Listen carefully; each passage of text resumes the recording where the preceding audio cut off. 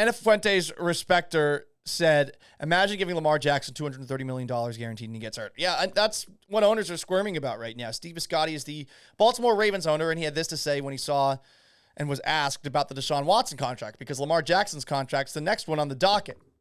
I'm trying to answer that when I had a reaction to it, and it's like, damn, I wish they hadn't guaranteed the whole contract. I don't know that he should have been the first guy to get a fully guaranteed contract. To me, that's something that is groundbreaking, and it'll make negotiations harder with others. Biscotti also added, but it doesn't necessarily mean that we have to play that game. We shall see. If I was in bogged down negotiations with Lamar, then maybe I would have a quicker reaction to that news. So maybe this means that Lamar Jackson is going to end up getting traded somewhere. And some team would probably spend a ton of money on Lamar Jackson to get in there, because the teams that don't have quarterbacks are thirsty for the ones that have them. So this situation maybe is something that would make guys who currently have quarterbacks think twice about that next deal that they give to their guy. But this isn't going to stop other teams from putting that option on the table. When you see that the Green Bay Packers are preemptively trading Devontae Adams because they know that he wants something they can't give him, or Tyreek Hill with the Kansas City Chiefs, same thing. If those players are all of a sudden getting traded because they know that they're going to have impossible asks, then you're going to see the same thing soon from teams that aren't 100% sold on their quarterbacks. It's not going to be all of them. If you have Aaron Rodgers, why? If you have Tom Brady, even at this point in his career, why? But with Russell Wilson, with the Seahawks, I get why the Seahawks could potentially say, we're sick of this fucking headache. He hasn't played that great over the last 2 years. We'll do it. We're sick of it. We want to move on. Is it the smartest move? Probably not. But you can understand how teams might do that. And that's also supposedly part of the logic here. With trading Russell Wilson, that's at least what the Seahawks are saying, is that it was pretty clear that he wasn't going to sign an extension with us. Well, you could give him a franchise tag. That's not going to be the worst thing in the world, but salary cap-wise, it would make a pretty big dent and take away a lot of your flexibility. So maybe we are getting to a point where guys can't force their way out of town. So I think there's a chance that Lamar Jackson ends up getting traded on that front. StoneJam206 asks if DK Metcalf is worth $25 million a year. Well, we touched on this. I don't know that there's any wide receiver contract that's worth it. If you're a great wide receiver, but you're touching the ball 8 times a game on, let's say, 13, 14 targets or something like that, do you make a $30 million a year kind of difference? Tyreek Hill, I think, is a little different because I think he uniquely, with Patrick Mahomes, breaks a game in a way that very few other players can. And maybe that's not the case a couple of years from now, but it also still could be the case. But outside of that, is DeAndre Hopkins, Devontae Adams, are they worth that on your books? It's a great toy for a quarterback to have. Certainly probably makes him happier.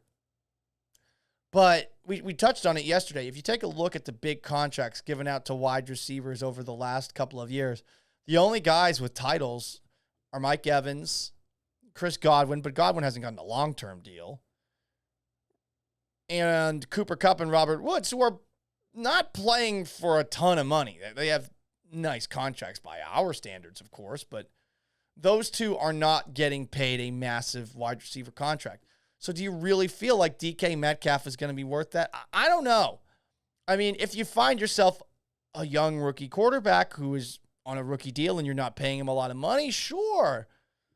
But that's not Drew Lock. You might get more for DK Metcalf, and considering how poor things have gone for you of late, if you're the Seahawks in the draft, at least relative to 2011, 2012, those early years of the Pete Carroll and John Schneider era, if you want to get back to that, you trade DK. I mean, you're going to get the same kind of haul that Kansas City probably got. I'm not saying do it. I like DK a lot. I feel like the Seahawks right now need to kind of keep whatever reason they have to watch a game on the roster. But I don't know. Pete Carroll was asked about it. Hey, do you want to have DK Metcalf with you long term? We intend for him to be with us, said Pete Carroll on Tuesday. We'd love to figure that out. We're in a normal kind of mode this time of year. We're not to that topic yet specifically because we've got so many other things going on.